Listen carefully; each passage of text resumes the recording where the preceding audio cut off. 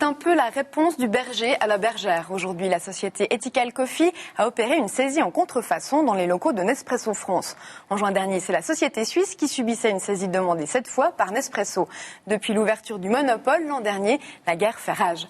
Jean-Paul Gaillard, bonjour. Bonsoir. Vous êtes le directeur d'Ethical Coffee. Est-ce que vous pourriez m'expliquer pourquoi cette saisie ? Écoutez, c'est très simple.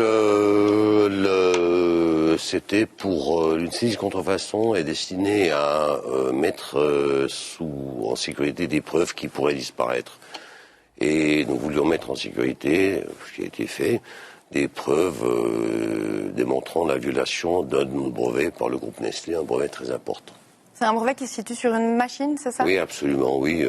C'est un brevet qui est lié à la machine, pas à la capsule, mais dont la destination est plutôt trouble.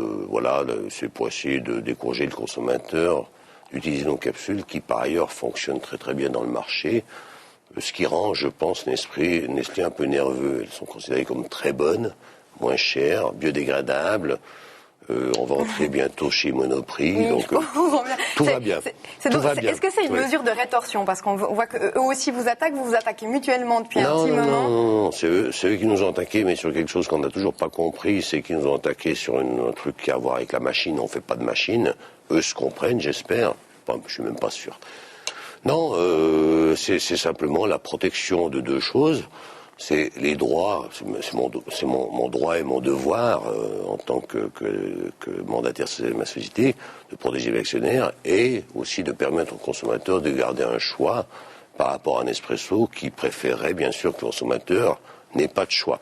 Juste qu'on comprenne bien, vous dites que vous ne faites pas de machine, mais vous avez pourtant un brevet lié à une machine. Vous avez déposé des brevets en dehors de vos... Oui, effectivement, parce qu'un jour on fera des machines et puis de façon assez intelligente, on s'est dit... eh bien, qu'est-ce que moi je me suis dit, qu'est-ce que je ferais si j'étais à leur place? Et j'ai déposé quelques brevets qui justement me permettent aujourd'hui de pas les craindre. Ceci est l'objet concerné. Si les gens de Nestlé regardent la télévision et verront de quoi il s'agit, je dirais qu'un enfant de 6 ans comprendrait, eux, effectivement, ni Nestlé, ni être en violation, mais vous savez, ils n'ont jamais touché à l'huile de palme.